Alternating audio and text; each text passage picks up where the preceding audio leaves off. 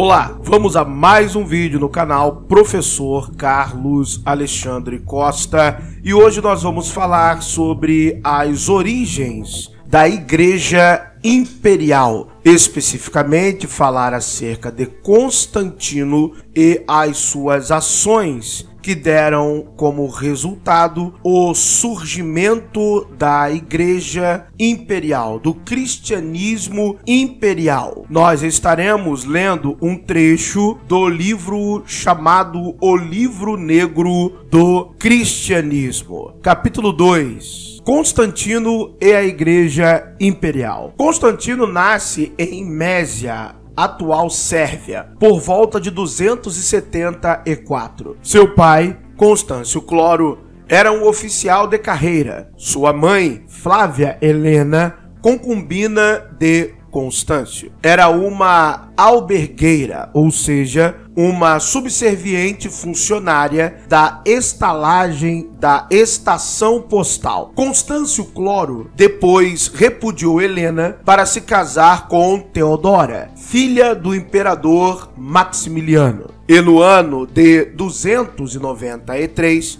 entrou na Tetrarquia, governo de 4, criada por Diocleciano, primeiro com o título de César e em seguida, em 305, o de Augusto. Constantino participou de várias campanhas militares durante os anos de juventude. Primeiro, a serviço de Diocleciano, depois de Galério e finalmente de seu pai. Quando Constâncio morreu em 306, os soldados aclamaram Constantino Augusto, desobedecendo às disposições emanadas de Diocleciano, dando um verdadeiro golpe de Estado. Seguiram-se 6 anos de guerra civil entre os vários pretendentes ao título de imperador, entremeada por lutas travadas para levar os bárbaros até as fronteiras. Para consolidar seu poder, Constantino desposou Fausta, filha de Maximiliano, estabelecendo com ele uma aliança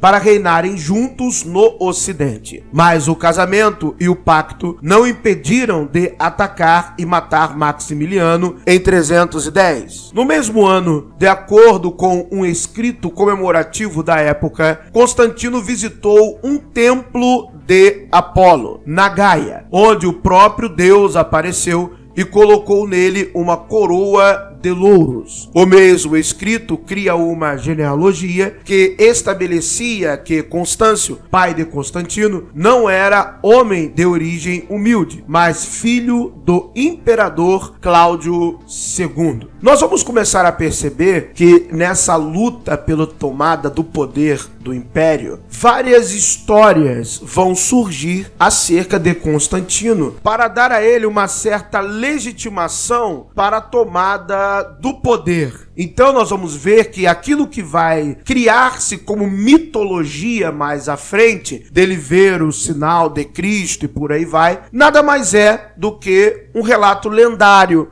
um relato para que se crie um mito fundador imperial religioso, que na verdade já existiam estes apelos para a realização de propaganda e fortalecimento da sua imagem. Em 311, os pretendentes ao título de Augusto eram 4: Constantino e Magêncio, filho de Maximiliano, no Ocidente, e Valério Licínio e Maximino Daia, no Oriente. Constantino se aliou a Licínio e, concedendo-lhe a mão de sua irmã, Constância, marchou rumo à Itália contra Magêncio. Em 312, naquela que é lembrada como a Batalha da Ponte Milvio, mas que na verdade se iniciou em Saxarrúbia, Constantino derrotou Magêncio, que morreu durante a retirada, tornando-se assim único senhor do Ocidente. Em 313,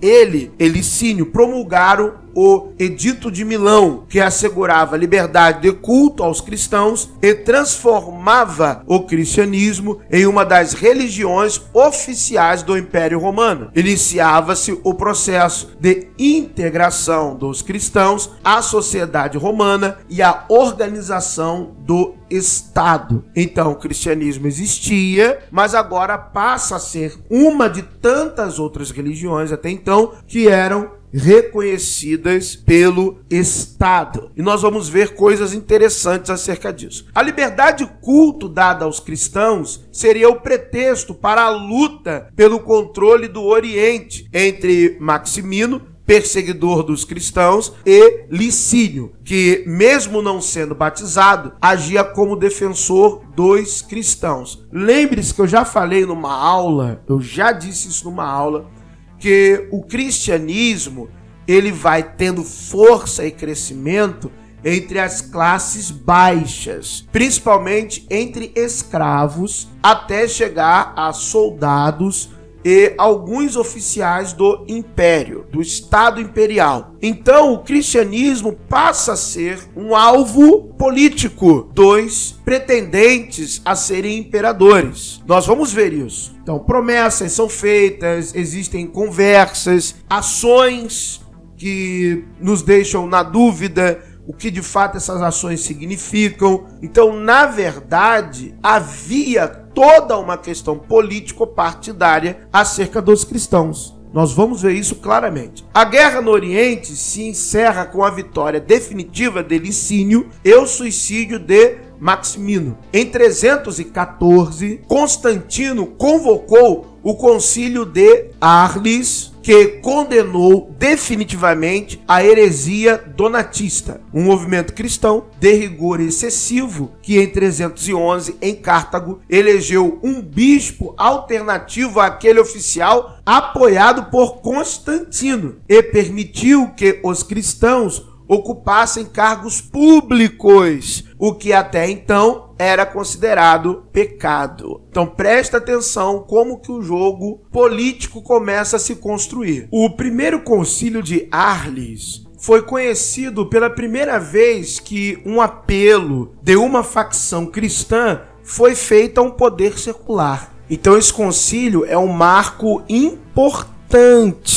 na história do cristianismo. Esse concílio, o primeiro concílio de Arles, ele é um precursor do primeiro concílio de Niceia. Foi o primeiro concílio convocado por Constantino. Como nós falamos outrora, ele acabou de maneira desfavorável para os donatistas, que se tornaram inimigos de Roma. Vamos continuar a leitura. Em seguida, abafou violentamente o protesto dos agonistas ou circunceilões, que por trás de motivações religiosas escondia uma verdadeira guerra de classes. No mesmo ano, Licínio se revoltou contra Constantino. Surgiu assim uma guerra que teve Constantino como vencedor. Compelido à rendição, Licínio foi obrigado a lhe ceder quase todas as províncias orientais, mantendo apenas a Trácia. Em 323 e 324, Licínio se rebelou novamente e de novo foi derrotado. Dessa vez foi preso e morto, apesar das súplicas feitas por Constância ao irmão Constantino. A partir de então, desaparece qualquer resíduo da tetrarquia criada por Diocleciano, e Constantino domina como um monarca todo o Império Romano. Em 325 acontece o famoso Concílio de Niceia, o primeiro concílio ecumênico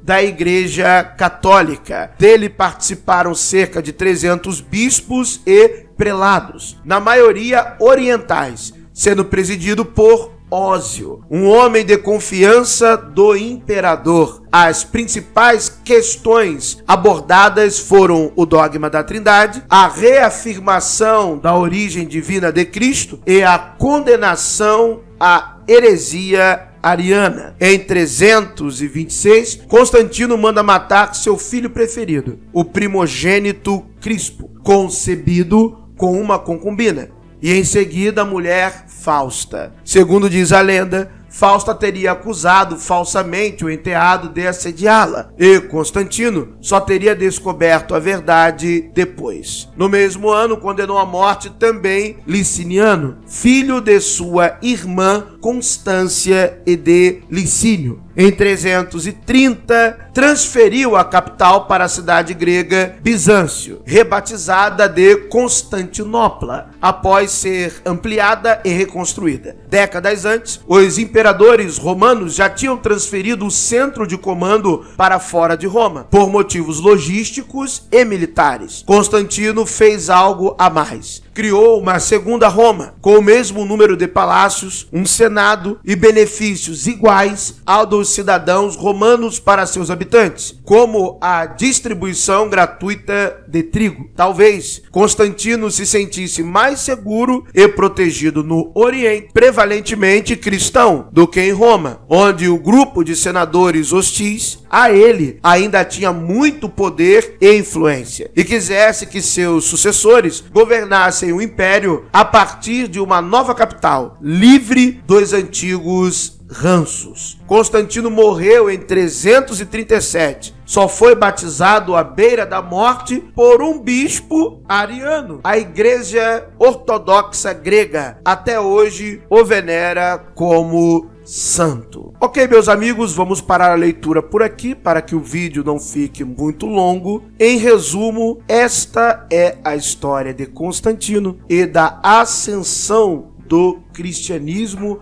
à religião oficial do Estado. Logicamente que nós entraremos em detalhes futuramente sobre esta questão, mas para darmos início ao conhecimento histórico desta questão, que para alguns é desconhecido, é um fato. Muitos não conhecem de maneira histórica como surgiu o cristianismo católico a partir de Constantino. Muito obrigado por terem assistido a mais um vídeo. Um abraço a todos.